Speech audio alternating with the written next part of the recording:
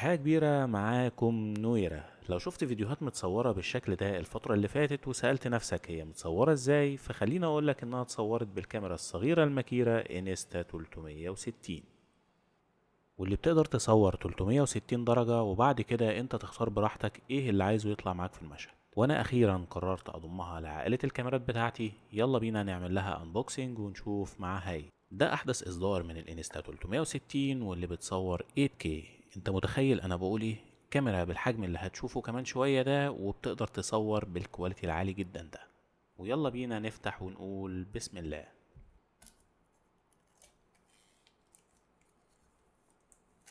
كاميرا جبتها من كام ماركت وهو بيبيعها حاليا ب27,000، وده أقل سعر في السوق ده بتاريخ النهاردة 25/7/2024.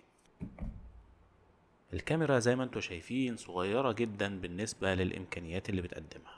النسخة دي هي آخر إصدار من انستا 360 اللي هي اكس 4. وتعالوا نشوف ايه كمان معانا في العلبة. ويلا بينا نفتح العلبة دي ونشوف ايه اللي موجود فيها.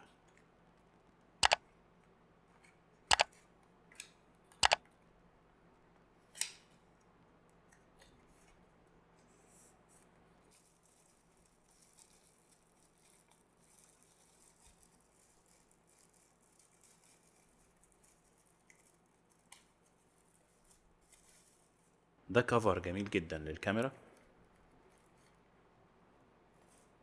ومعانا هنا اليو اس بي تايب سي بتاع الشحن.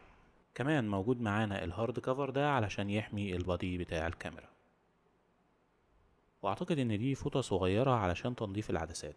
ونشوف ايه تاني موجود معانا في العلبة دي. دي شوية كتالوجات بتشرح استخدام الكاميرا.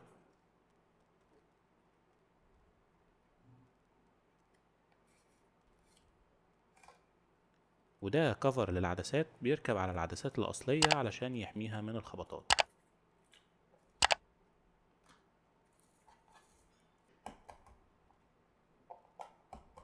بس كده خلاص، ما عادش فيه حاجة تاني.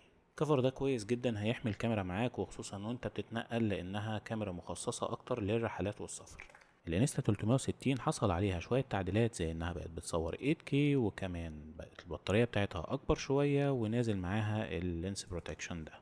الهارد كفر ده ممتاز جدا، بيحمي الكاميرا معاك من اي خبطات خصوصا في الرحلات. بس كده يا سيدي، انتظروا معانا فيديوهات جاية جامدة جدا بالانستا 360 اكس 4، هنشرح فيها حاجات اكتر عن الكاميرا واستعمالها. واشوفكم بخير في الفيديو الجاي.